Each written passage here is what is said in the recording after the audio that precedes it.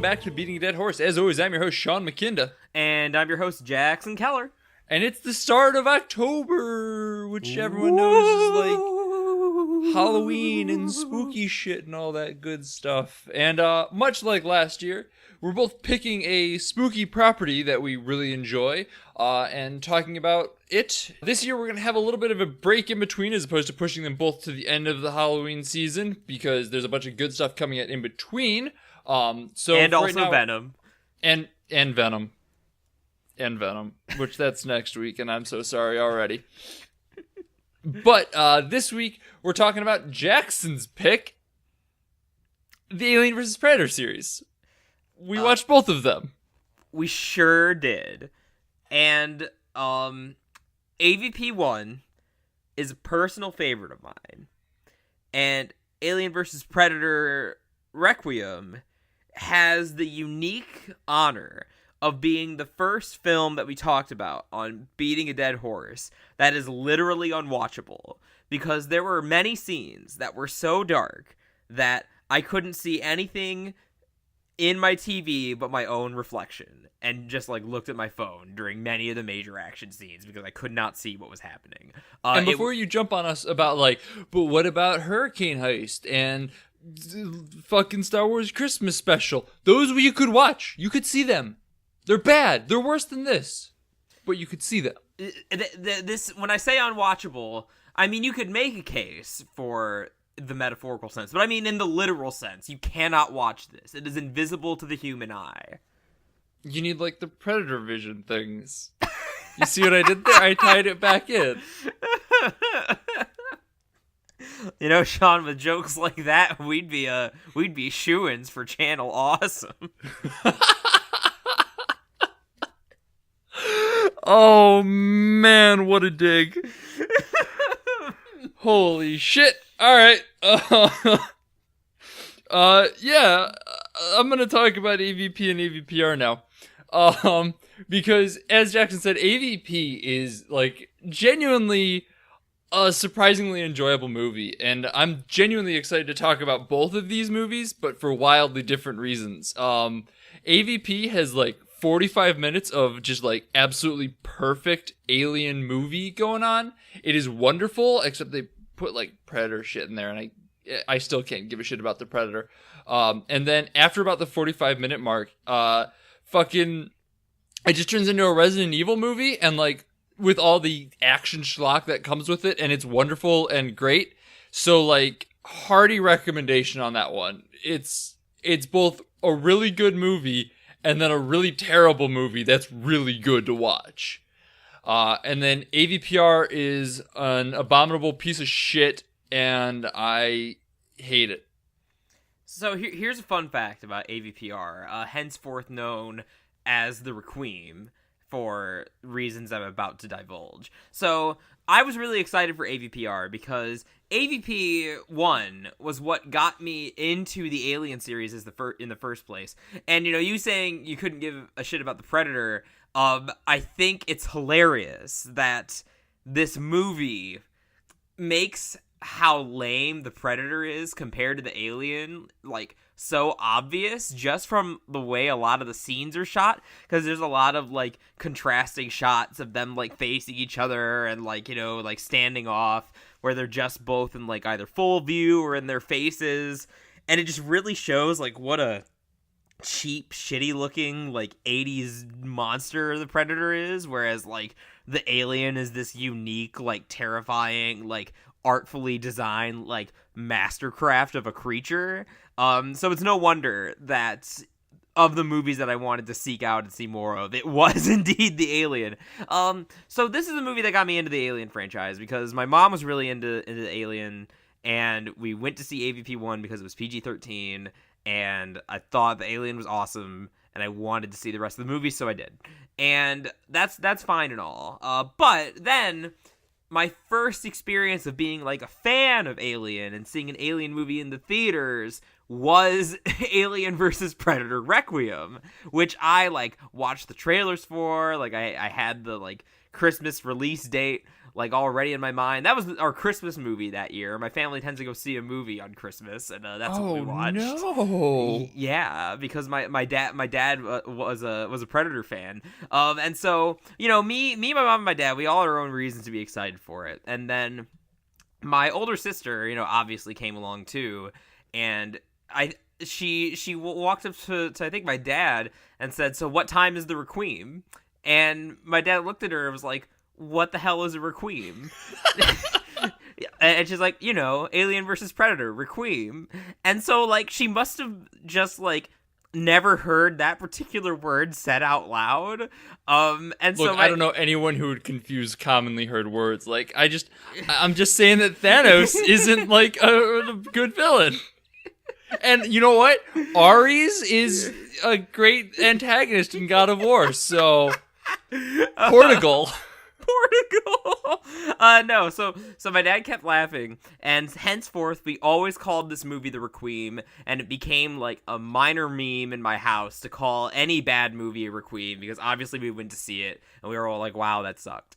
And I was 13. So I do distinctly remember this as well, and I think I talked about this in our Predator 1 review or conversation, that this is the first movie I remember thinking was genuinely bad. And as Jackson said, like, we were the same age. I was like 13, 14 when I saw this too. And this should have been the coolest shit in the goddamn world. It's an R-rated movie, so they say the fuck words in it. And, like, it's dark and edgy and, like, yeah, killing things and scary aliens and stuff. And it was so bad. I remember talking to my dad afterwards. I'm like, this is absolutely terrible. I have no idea what happened in this movie. It was dark. It was not fun. It was bad. And it shouldn't have been bad to any 13-year-old. That's how bad it was. I definitely walked out of it, having been, like, hyped for it. Like, at the stage where I was telling myself, like, oh, it was okay. Like, there were things that I liked about it. Like, I thought the aliens in small town was, like, a neat concept. And I liked that it was gory again. But then, like, later... Like, I hadn't really thought about this movie too much, truth be told, except for the fact that, like, it's the Requiem movie. But now, viewing it again, I can finally admit to, like, 13-year-old Jackson and say, like, no, son. It really is as bad as you want to say it is. Just go ahead and say it. You're not going to hurt anyone's feelings. You can acknowledge this to yourself. Search within your feelings. You know it to be true. Sometimes things don't live up to the hype. Learn this lesson now before The Dark Knight Rises come out. Ooh. Oh man, you're just dropping all the hot takes this time, aren't you? I know. I'm feeling a little mean today. I know. I guess it's because I sat there and watched Alien vs. Predator and Alien vs. Predator: The Requiem back to back, and I just came hot off the Requiem, and I'm pretty mad about it. Yeah, I don't blame you on that one. I was pretty mad. I actively stood up at a couple points. I'm just like, wait, excuse me, what the fuck was that? To myself, I was watching this entirely alone, and I was actively yelling at the TV. So. It's a hot mess. Which I guess, do we want to... I'm going to put a spoiler warning in this episode because why the fuck not, just in case? I think if you haven't, if you're an Alien fan and you have never seen Alien vs. Predator 1, or you saw it and you didn't like it because it wasn't like R-rated or like it was silly or whatever, I encourage you to either check it out or watch it again with the benefit of distance, because I think you will see that it's actually got quite a bit to offer, and it is dumb, but it's dumb in a very innocuous sort of way, and it's a lot of fun, and I actually highly recommend it, and it's still a personal favorite. Yeah, I will definitely echo that, because the first 45 minutes, I'm going to say this a lot through this episode, but like I was blown away by how the first 45 minutes were like a genuine Alien movie. Like it felt very much harkening back to the original Alien. It was real fucking good. And then it turns into schlocky goodness. But also, who gives a shit about AVPR? So no spoiler warning for that. Fuck everything about that movie. Hey, they nuke the town at the end of it. That's the spoiler. I gave it away. Don't watch it. Don't. It's not a good bad movie. We watch good bad movies. I've seen a lot of good bad movies. This is not one of them. Don't watch it. AVPR is genuinely a waste of your time. Even if you're a fan of the Alien or Predator or both, or like it is the worst movie in both franchises easily. And that's saying some things. There are some stinkers in both franchises. No, they do not have a consistent track record. Yeah, AVPR fucking can eat my ass. So let's talk about AvP first. Just, get that out of the way and talk about the greatness that it is. So, on those first 45 minutes, I would say, if there's one thing watching it again, that AvP 1 is missing, I'm of two minds about it, but I do think those first 45 minutes basically before the title fight, where it's all like slow kills and stuff, is that it does indeed have a lot of the same Alien setups, and a lot of it is great, and a lot of it is like really tight as far as the like characterization goes. Like, these aren't deep characters, but you kind of get like a little bit about each of them, and they don't really waste your time on them too long. You get enough to understand what everybody's about. Yeah. And there's some cool shots. The whole premise of like going to Antarctica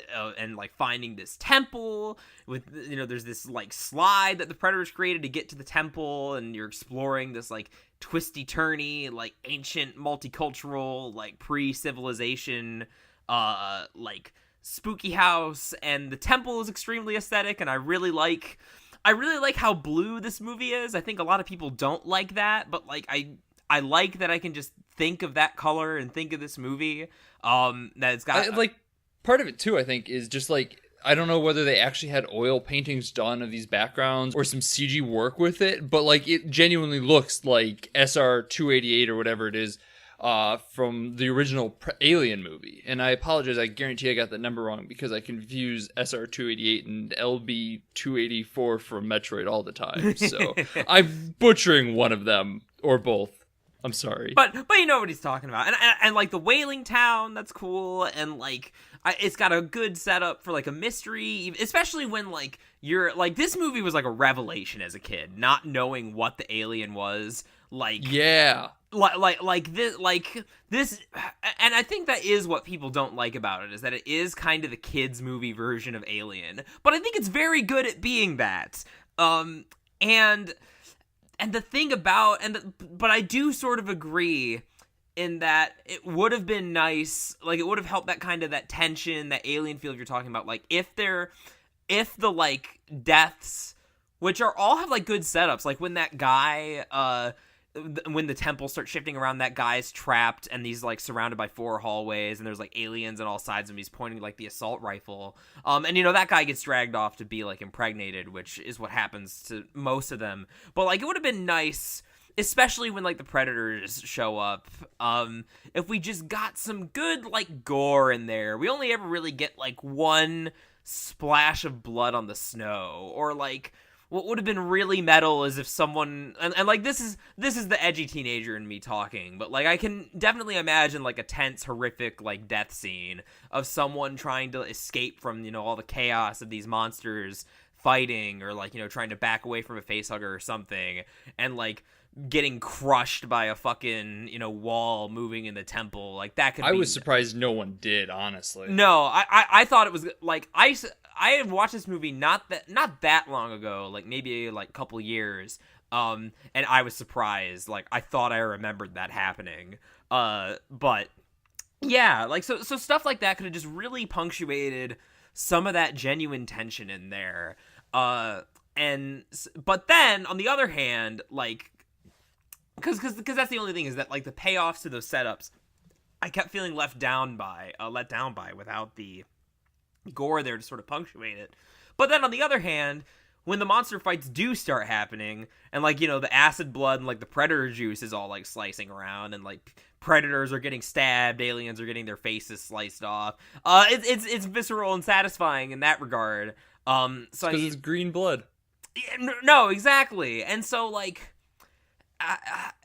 and so like, if it's gonna be the kids movie version of Alien,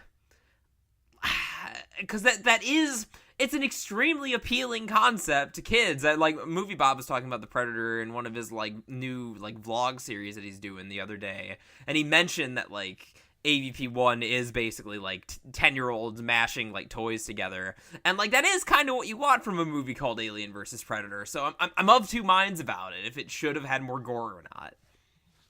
Yeah, I can see that. I as I said, it didn't bother me. I think that has to do with the fact that I was very much on the mindset of Alien 1, which honestly is pretty goreless until the first chest burster shows up. And with the knowledge of what the chest bursters were and everything like that, so like when they panned away from the chest burst sacrifice room, I didn't think too much of it because it kind of made sense. We've seen it happen before. To reiterate it would have felt gratuitous and not really conducive to the film that they were making. Like, there needs to be that element of suspense for people who are new, and for those who know what's coming, to show it again, there's not really much point behind it. So I think it worked in that regard. So like, as I said, the gore just never really bothered me. It when it turned into the fucking Resident Evil movie, the gore kicked back up because it was green blood, and I'm like, all right, cool, I'm here for it. But the lack of human blood just kind of felt natural with the movie that they were making, honestly. I guess that's true, and a bit of a like sticky spot as far as wanting to create a genuine Alien movie, but not reiterate the same crap too much. You know what would have been cool? What? And would have satiated both of us? What? A fucking like Cabin in the Woods or Indiana Jones like blood trail. Like, the people whose chest burst get out or whatever, and, like, then blood seeps from their bodies to fill up a vase that causes the walls to start shifting or something. Like, the signifier of the hunt. Oh, that would have been badass. And, like, it would have fit in that PG-13 range. It would have worked as, like, an alien thing. It would have worked as it would have worked on every level and would have been really fucking cool. Yes. No, I like that, and I just really love the setting of this movie. Like, like I know I'm already been harping on that, but I'm really surprised that like it never gets the credit for it. That like, because like having this like Antarctic temple, and I know that's getting into like that Ancient Aliens like thing that was like a big meme, but like. It is just cool. It is just a cool setting. And like the idea of it being Ancient Aliens is a cool idea too. Like, I like it when they can tie something in like that. Like, it's a combination of all the pyramids. Perfect. I'm all right with that. I like it. It's cool. I'm jiving. No, and I feel like it was what this movie did a good job of, that, as far as like fan service goes, that the second one did not, is that I think they did a good job of tying both of like what's appealing about both franchises into this, even though they have the Predators team up with the humans, which is very silly and very funny. But what is great is that like, as far as like what's been established about the Predators is like hunters and being this like kind of like very advanced technologically, but like savage sort of culture. Like, setting up this rite of passage where the aliens are, like, this ultimate, like, terrifying monster where, like, they don't even, a lot of the Predators don't even survive the ordeal, and then, like, that shot with the backstory of, like, the aliens swarming the place, and the Predators having to, like, nuke it, and that's why Antarctica is so cold. Like, yeah, stuff like that's corny, but, like, it's a corny concept. Alien versus Predator. It's fun. It works. It's cool. Like, I still didn't hate it watching it now. I'm like, all right, I'm down with that. Whatever. Yeah. It's not a big deal. Like it all tracks logically. It all tracks with, like, what we know about both species. So, like, really, if your complaint is that it's corny, why are you watching a movie with a Predator in it? I mean, yeah, as soon as the Predator's in the title, you should know exactly what you're in for. And as I said, I'm impressed that they managed to get the alien feel in there at all. Because, like, it feels like it shouldn't be there, let's be honest with ourselves. Yeah, and the thing about that alien feel, too, I want to talk about the main girl, Lex, for a bit, because I think she's pretty cool. I think they did a good job with her. She's certainly not Ripley. She's not, like, an iconic hero for, like, all time. But I think, if you're part of that alien feel, is kind of the, like, feminism undertones. And with her, I think it's super cool that she does the smart thing. She, after talking about it with the archaeologist guy, like, she figures out that, she should give the Predator the gun back. She teams up with him. There's a fucking hilarious, stupidly awesome scene where the Predator makes her an alien tail spear and an alien head shield to protect her from the acid blood that she does actually use to protect herself from the Queen. After like 30 minutes of running around with this alien head on her right arm and the most wild looking thing in the movie. I was so afraid that like she wasn't actually gonna use it and it would just be like prep, and so when it happened, I cheered basically. I clapped when I saw it. Yeah, it's incredible. And so the fact that like she lets the Predator like mark her as like, one of their own, having completed the trial of like killing the alien. The fact that she kills an alien, I mean, and it's cool because like a lot of aliens die in this movie, but like they never seem quite like the disposable bugs that, ever since Aliens kind of started that trend, and especially in AVPR, that they kind of seem to be. I like my aliens when they are nigh unkillable.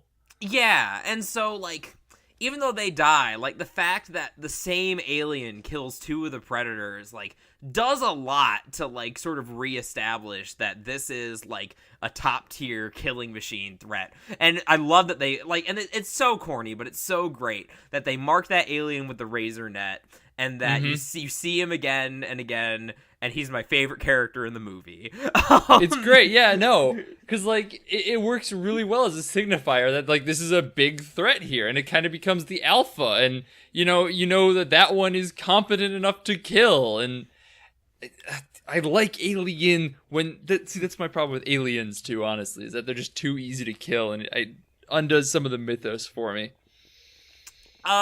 Yeah. And here, the Queen makes a reappearance. We get a nice fight with the Queen. I like when the Predator does the spin jump and stabs her with the spear. Yeah!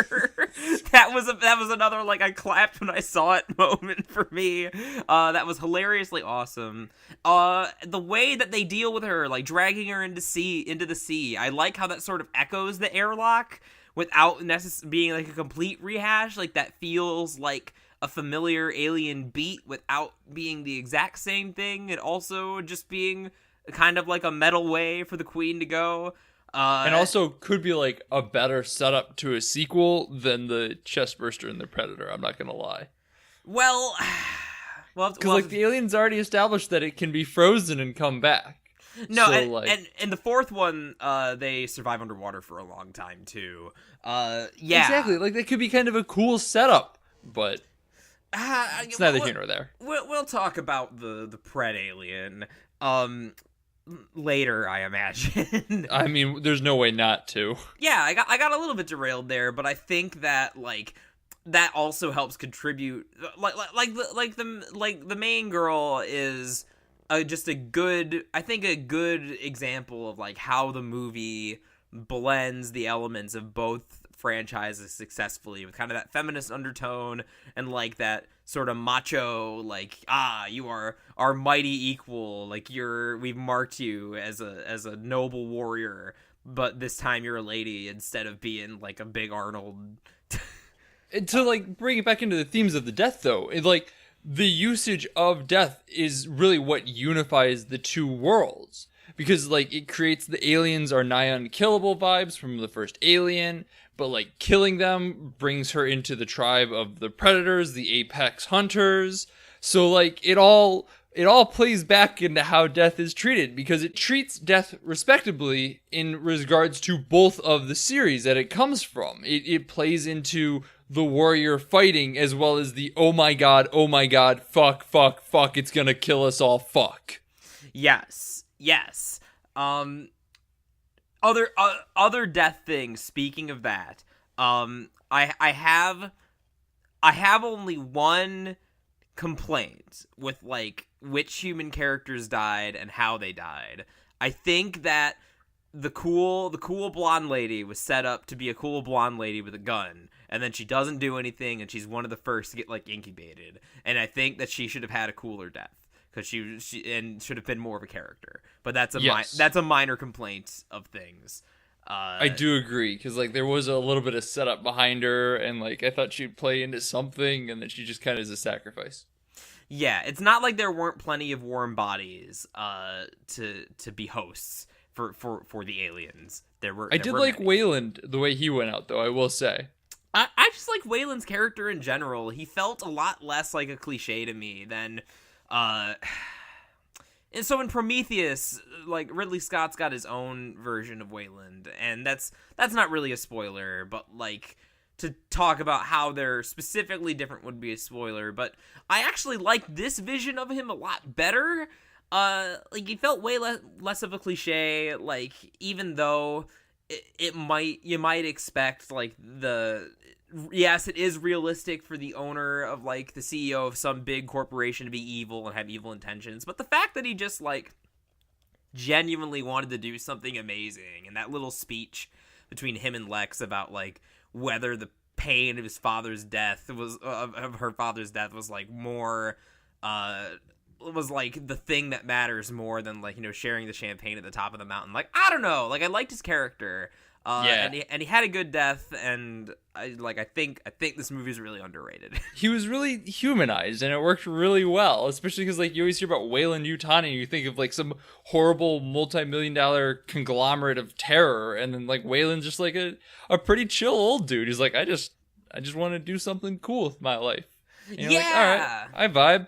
It's relatable. Like, it's honest to God, it's hashtag relatable content, and like. That's sometimes all you need for a character to work, and he works.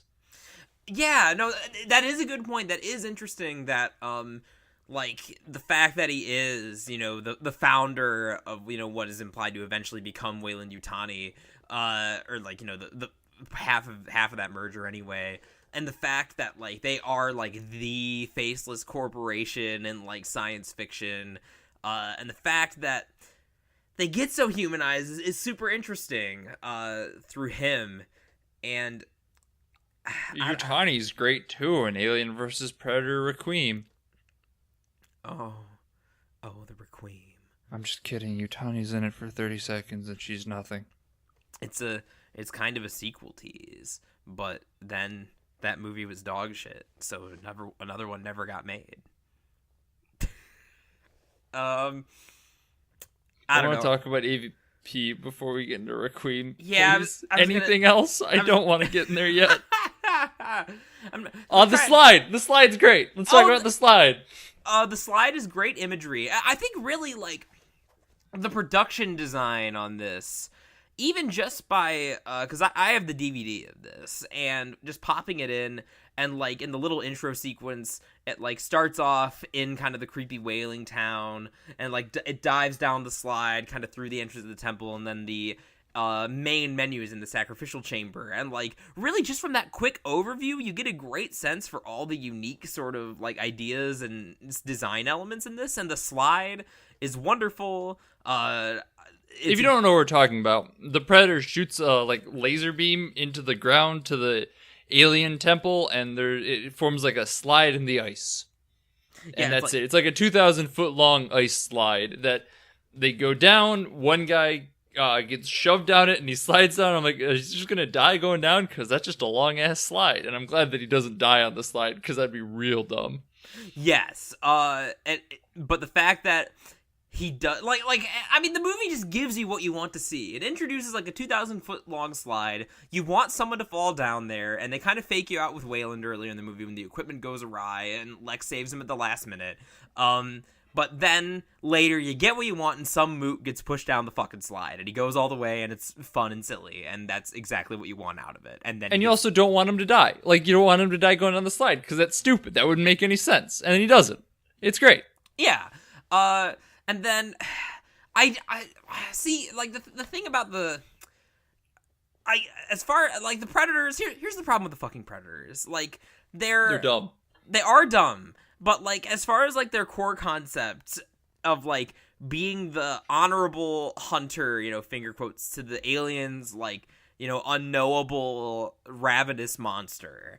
That's fine. But what I hate about the Predator is that they set this up, and then, like, these aren't, like, armed and trained soldiers that the Predators are slaughtering. They're just a bunch of, like, chubby scientist dudes, basically. And wouldn't the Predators want them to have more, like, meat for the alien eggs to, like, make their hunt more challenging? Like, why did they kill all those guys? Predators don't make sense. No one knows how to write a predator to make them interesting, because they always forget, like, core tenets of what the predator is, and it just doesn't make sense, and they're dumb. They're dumb. I mean, you're right. You're just correct here. I wish they weren't. I don't. I'm happy that I don't have to care about this series. I'm not gonna lie. Well, more good thing. I just want more things in this world to be good, as opposed to being stupid and not. I mean, alien. it's not. Predator isn't bad. Don't get me wrong. Like, it's enjoyable enough. I'm just happy that it's like just enjoyable enough that I'm like, you know what? Cool. I've seen it. I never need to think about it again. You know what? That's fair. Like, I don't need another thing to be like, oh my god, this is the greatest thing ever. I want to watch all of it. I'm happy enough with that was a good one-off. Let's do something else. Like AvPR. Are we really out? Are we really out of nice things to say about AvP? It sucks because we don't have it. Like, I wish we had some sort of grand thesis that we could spend the rest of the episode and conveniently forget AvPR. But, like, we don't. It's just fun. It just makes a lot of good decisions. And it's just a good movie. It's just a good movie. I've been Sean McKinda. You can find me on Twitter. And I'm Jackson Keller, and you can find me right here, right now, talking about the Requiem. You had to say it, didn't you? We could have ended it here. We could have been free, and yet... We are masters of our own fate.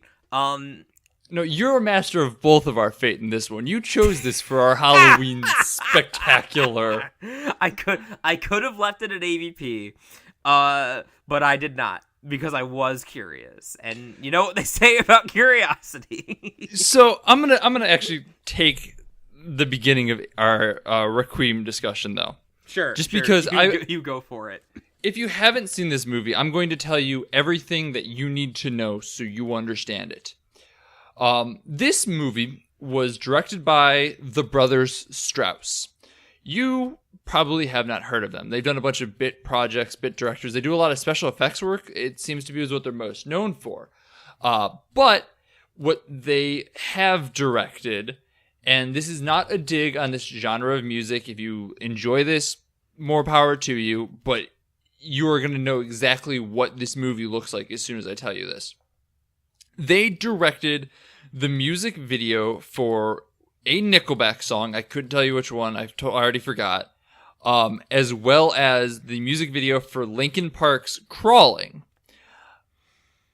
You know what? So just take the idea of a late 90s, early 2000s grunge, post-rock band music video and put Alien and Predator in it, and you have AvPR. It is as edgy as you think it is. It is as weirdly lit as you think it is, because it's lit like it's a fucking music video.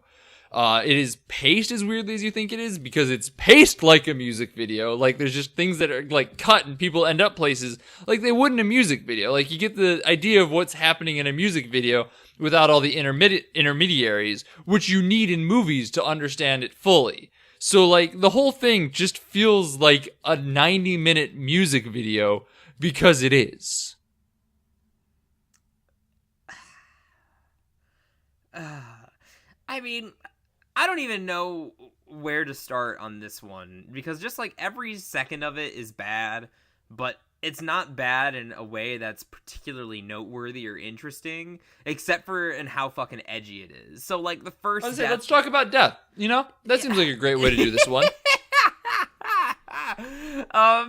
Because I mean that's the thing about the Alien movies and even the Predator movies, is that like they're horror movies, they're action movies, but they're not like edgy. They're restrained with rules. Yes, and so you immediately know what kind of movie this is going to be when the first on-screen death you get that isn't a predator, because they re-show the Pred alien again, in case you forgot. And other than that, the first human death you see is indeed of a child. Now, we here at Beating a Dead Horse are notorious child haters, but we don't support killing children for the sake of killing children. If you're gonna kill a child in your movie, in your movie, there needs to be a reason for it, aside from look how dark we're gonna be. It's the especially because they killed not only children but like pregnant women, babies in pregnant women, babies in general. They just kill things for the sake of killing things to be dark and edgy. So like with the scene with the babies, like you don't see babies getting torn in half or anything like that, but you don't need to. You know what happened. No, so just because like they show the maternity ward. They show a room full of babies, and then they show a shot of the Predator alien looking over them. And, like, you know, that's all you need to know, cut. But, like, you know, you didn't need to show us that. Like, we know that everyone in that hospital is dead, presumably including babies. Like, we didn't need that. No, and, like, the idea behind the scene, like, as I was watching it, I tried to figure out, like, why the fuck did they show that? Is because they establish, and this sentence, as I'm going to say it, is going to be the stupidest thing to leave my mouth in, like, a long fucking time. The Predator alien reproduces by, like, forcibly making already pregnant women pregnant with aliens. So, like, we get back into the whole sexual assault element of the first Alien movie, for sure. But it's done horribly this time. There's no tact or taste whatsoever. And I wouldn't be surprised if like whoever was responsible for that scene hadn't thought about the sexual assault implication. Oh no, there was no thought going into this at all. No. But yeah, so to reproduce, they, you know, force pregnant women to give birth to the alien babies. Why they need to be pregnant women, I don't know. I can only imagine it's for, you know, creepy, fucking dark reasons to be dark and edgy. But, like, the idea behind seeing the baby scene is to set up that we're in the NICU or the fucking prenatal ward or whatever the fuck it's called. And I can't handle it. It's the dumbest establishing shot ever. It's so dumb. There's no taste in it. There's no tact in it. I am actively mad. I am getting myself more mad than I was prepared to get myself. Like, this scene was stupid, but, like, now I am actively angry. I fuck everything about this movie. Jesus Christ. I will say, I laughed really hard, not at, like, the scene where the, like, alien impregnation happens, but when we see the results, when, like, the pregnant chest bursting happens, and there's, like, 3 little aliens, like, poking their heads up and, like, chirping like birds, basically. Yes, I laughed when it really looks hard. like a nest, it is really funny imagery. It's just surrounded by such terrible concepts. God, what else? Fuck. I mean, what else? I mean, that between the fucking explanation of who made this movie and that scene, what more is there to be told? You understand it. Do you want to talk about Shaggy and Scooby really quick? I do want to talk about Shaggy and Scooby. So we get they in the midst of all of this chaos, they introduce comic relief characters in a movie that has been remarkably unfunny for an hour and 20 minutes. There's 10 minutes left in this fucking movie. And they bring in 2 comic relief characters who come out, they're like, are you high? Because they started dropping like weird conspiracy theory shit. And they're like, yeah, man, we're high. And so they just exist for 5 minutes and then they get their heads blown off and we forget about them. What the fuck?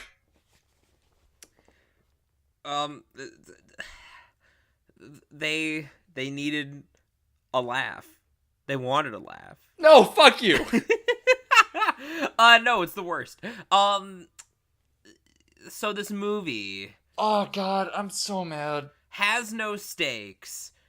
I figured it out. It has no characters. No, I was about to say it has no stakes because it has no characters, but I lie. Because I figured it out. This is actually like a postmodern, like, reimagining of Alien. Fuck you, I'm deleting anything you're saying here. Well, nothing is getting in. That's fine. You can censor the truth, but I'm gonna say it. Is that this movie is a postmodern Alien. It's like the famous Tom Stop The blue juice is making the freaking frogs gay. No, you got to hear me out because I figured out what the point of Shaggy and Scooby were. Is that like the famous Tom Stopper play, Rosencrantz and Guildenstern are dead. The whole movie is told through the perspective of Shaggy and Scooby, who we see off screen. The camera is their eyes as we follow them through these situations until they finally come down from their high and get their heads blown off, and then the movie goes on without our narrators, and that's the point of the movie.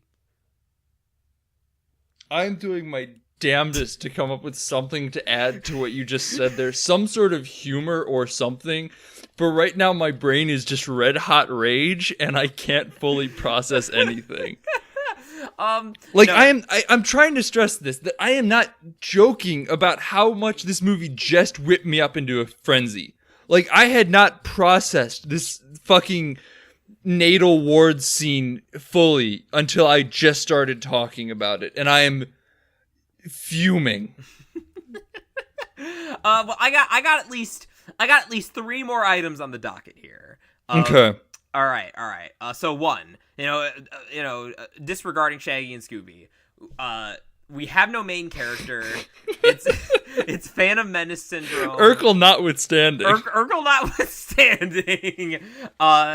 So we have, in any other movie, what could be identified as possibly 3 main characters. 4, we have the sheriff, who seems like a logical main character, investigating the weirdness of what's going on. And keep in mind, like, any one of these could have made for a fine premise for, like, an aliens attack a small town film, which, like, isn't really that great a premise because that's basically just a zombie movie where, like, the zombies can't be anywhere but in dark, like, pipes, otherwise they stand out really obviously.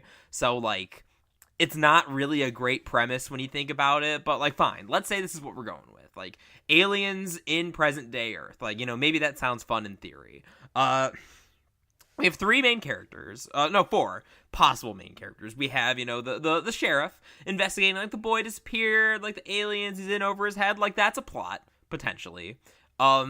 You have the teenage boy character. You can play it like more like a homage to, like, classic 80s slashers, but with aliens. And he's got his, like, drama and this girl he likes and all this shit. Gets shit kicked out of him. Make it kind of an homage. That's a plot, maybe. Potentially. Then you have the mom, it's an alien movie, so you gotta have like a badass lady. So there's this military mom, like, trying to connect with her daughter. That's maybe kind of like Newt if you squint. It's in the movie for like 5 fucking minutes total. Yeah, that's a plot. Potential. Total, like Newt, like total, but Toad and Newt. Get the fuck out of here. Listen, man, my fury-addled brain is only coming up with so much content right now, and it seems to mainly revolve around frog jokes. And then you have the bad boy, like, older brother, who seems to not really have a plot, but is in there for no reason at all. And where did he come from? Time. Like, it seemed like he was coming back from war, and, like, I thought he was the war guy, and then they bring her back, and he just shows up in the town like, I'm back. From what? Fuck you, that's what. And yeah, he also, like, is trying to stop his little brother from going on like the wrong path, but like his little brother doesn't really do anything that bad. And when they're having that argument over whether the little brother's gonna go beat the shit out of the bully kid with the bat, where'd the bat come from? I didn't even see that he picked up the bat. I didn't know what they were talking about because it was so fucking dark and I couldn't see anything. I don't think he did. I think at one point the scene just cut and changed and he had a bat. Because he's like, give me the bat. I'm like, wait, what the fuck are you talking about? What bat? What bat? I thought he was saying, give me the bag. I'm like, what is in the bag? Like, is he going to sell drugs? I was like, oh, give me the bat? Oh, he's going to go beat the shit out of him. Where did he get that? The big brother was, I thought he was like, bring me the bat. Like, the big brother's like, bring me the bat. I'm going to go kick the shit out of your bullies for you. No, that's what I thought too. Or like, you got to be a man. Like, come on and do it. So like, the big brother could play a role, but he's confusing and distracts from one of the 3 already existing plots. He's also friends with the sheriff, despite clearly being some sort of criminal. Well, they were both some sort of criminal. Like that is established. That is established, but I don't know. It doesn't go anywhere, and it's weird. Yeah. So we have no main character. Hashtag AVPR. It doesn't go anywhere, and it's weird. But and it's not like these are just like stock slasher characters that we take joy in watching them get killed. Because, like, it tries to build tension, and, like, there really is no joy in the deaths. With, like, one exception, like, the only death in the movie that I thought was kind of cool was, like, the blonde love interest girl who just gets, like, owned and pinned to a wall by a predator discus. And it's a more, like, memorable image than anything else in the movie, because the rest of it is just, like, sound and fury, the predator blasting things in the dark, like, cuts just, like, rumbling around. So the fact that I had a clear image of a death that wasn't like needlessly edgy was nice. And then the little brother goes apeshit, and I'm about to take some glee because he charges at the alien with an assault rifle, or the predator, and an alien shows up, and I think he's about to get fucking owned, and it's gonna be hilarious because he sucks, and maybe he'll fill his role as like slasher bait. But then the alien and the predator tumble down an elevator shaft, and he just survives, and it's lame. No, there's no happiness to be had in this movie. Except for that one chuckle at the alien pregnant nest. Yeah, but that's not intentional. No. So yeah, there's no main character that we care about, and yet, like, even compared to AvP 1, we spend a needless amount of time on, like, their backstory and their fucking personal drama. Doesn't work. It doesn't go anywhere. It doesn't even create any sort of character arc or anything. No, there's nothing. The military lady exists because we need, like, a lady who's badass, and she's barely. And her husband just dies, apropos of nothing. Like, he gets killed like someone who's been a terrible person this entire time, but it sounds like, all things considered, he was a pretty great dad. Yeah. And then, the bullies don't get, like, a particularly memorable death. Like, you know, they don't get their big comeuppance, not like fucking, like there's always that character in these movies and like the alien movies that's like a huge asshole that like you want them to die like while they're doing something cowardly, and like I don't even remember how they all die. They just get like dragged in a pool. They added that in still. Like, it's not just the bullies in this either. They gave it like the fucking the kid's boss is pizza guy. I'm fucking just stammering over my words now because who fucking gives a hot shit about this movie?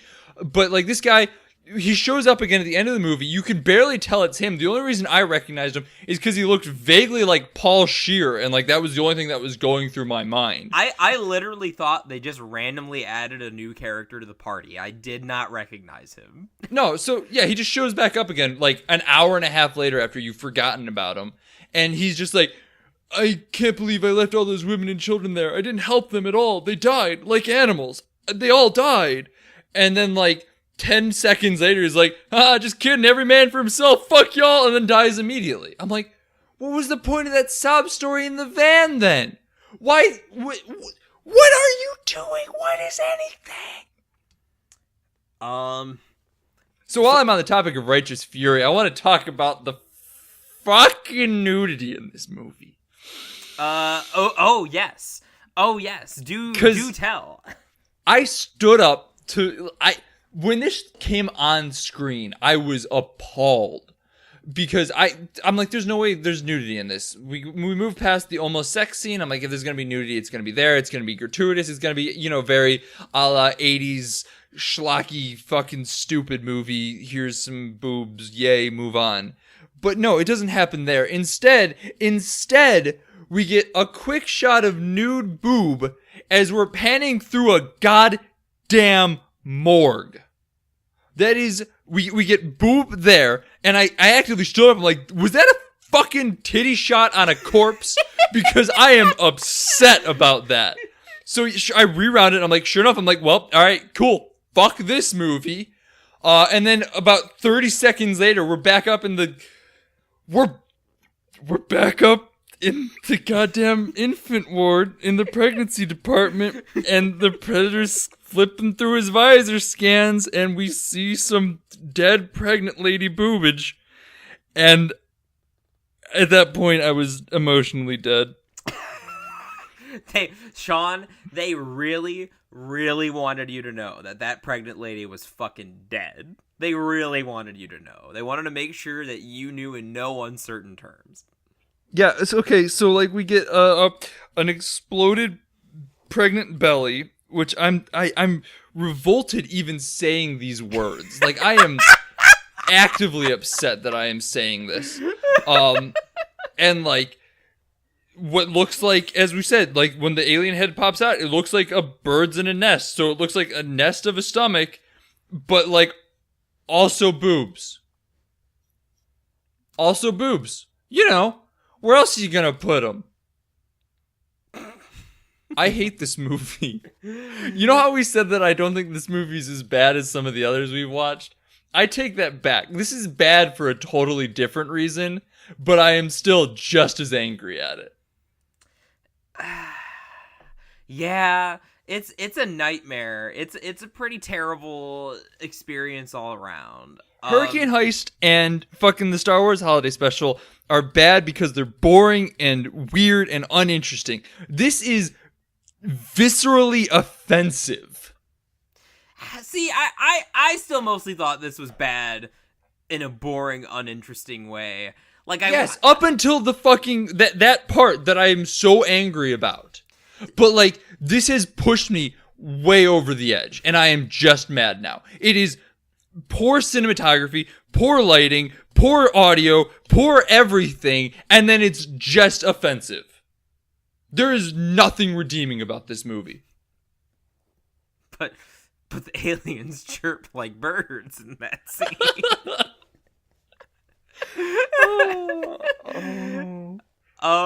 I cannot believe how mad I'm getting at this. I can't believe I've done this to you. I'm so sorry. But hey, I want to say just one word comparing them quick. This one to the first one, because we haven't done a lot of explicit comparisons this time because they're pretty different movies all told. And I just want to say you have one word, and if it's not fuck, I don't want to hear it. Oh, but I had other silly things I wanted to point out. All right. Give us your silly things. Give us something light and positive, and that's not just me yelling. Okay, so I want to talk about this movie, how it treats the Predator. Weirdly enough, after like just looking around, it seems like the creators of this movie were bigger Predator fans, which maybe explains a lot.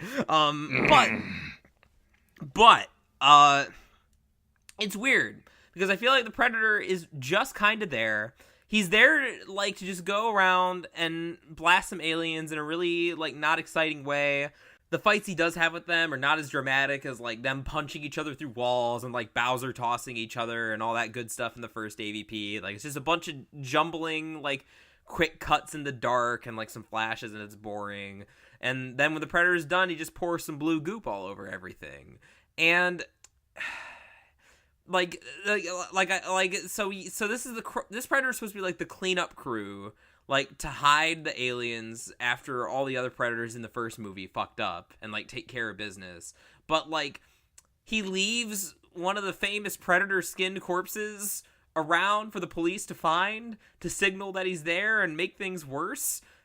seemingly only for the reason so that they could have a skin body, because that's a Predator thing, and you can actually do that because the film has an R rating this time. And then we get to, like, the title fight with, like, the Pred Alien, like, the only time where, like, you might think maybe there might be something out of the whole Alien versus Predator concept that might be fun, and it's just, like, I literally, like, was just so bored by all the, like, flashing darkness. I can barely tell them apart half the time because they're just, like, silhouettes with dreadlocks, and they just teleport everywhere. Yeah, it's, you know, terrible action. And Alien vs. Predator 1 might be quite silly, but the fight choreography was extremely clear. It was indeed a worthy, like, you know, monster WWE, like, tier, like, SmackDown, like a big hype stupid event.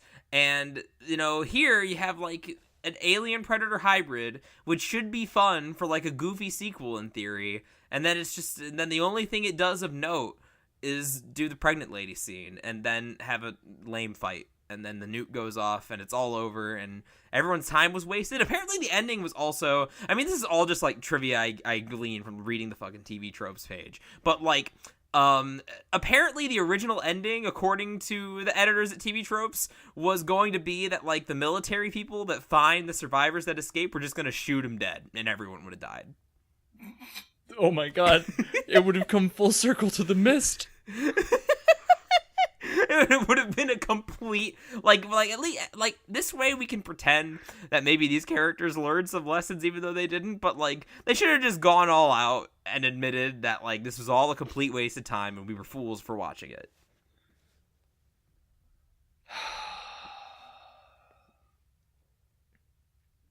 That's my final thoughts. It's just a deep, beleaguered sigh. Well, he's been Sean McKinda. You can find him on Twitter at Sean_McKinda, and he streams at times I don't remember because I don't have his schedule memorized. But you can find him on Twitch over at Helpless_Skippy, and he'll be streaming some neat things. I also have a website. It's isortof.com. Shit. He's also got a website. It's isortof.com. He's got articles there. He's cooking up some good stuff for you guys. He's talking about me. I'm seeing the plans. They're coming full circle. It's going to be great. So check out all his sweet #good content. And that's Jackson Keller that's talked and sounds happy still, and not like a man who has been kicked in the groin 30 times. He is occasionally on Twitter at Jackson J. Keller. He's on hiatus a lot of the time and trying to get off the social media, which is a good move, but he'll still talk to you if you add him. So I guess if you want to do that or, like, wish him a happy birthday, because it's right around this time, so do so. Aw, thank you. If you want to talk to us as a podcast, you can find us at BADH_cast. We'll tweet out little updates, stuff like that. And if you want to have a conversation and talk to us, please do so. We'll happily talk to you. Shout outs, as always, to 25yearslatersite.com. They host me screaming for an hour, which is a bold decision.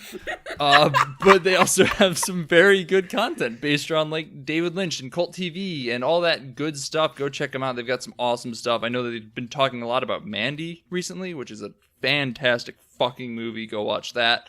Thanks to Lords of the Highway for the use of our theme song. It is Suicide alternate take off the album High Octane Low Expectations. God damn it. Next week we're going to be talking about Venom.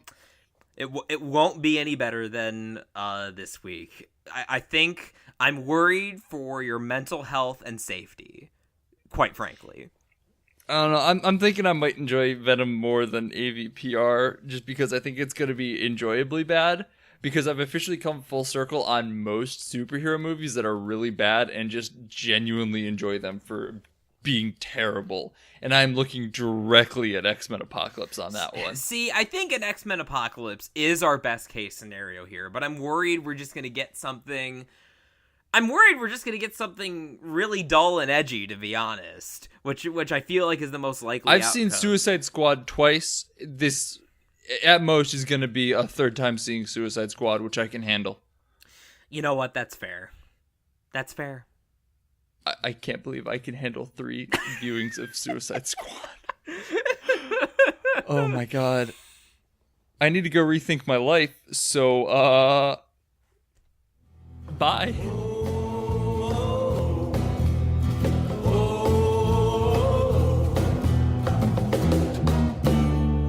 Don't you go into the ground. Don't you go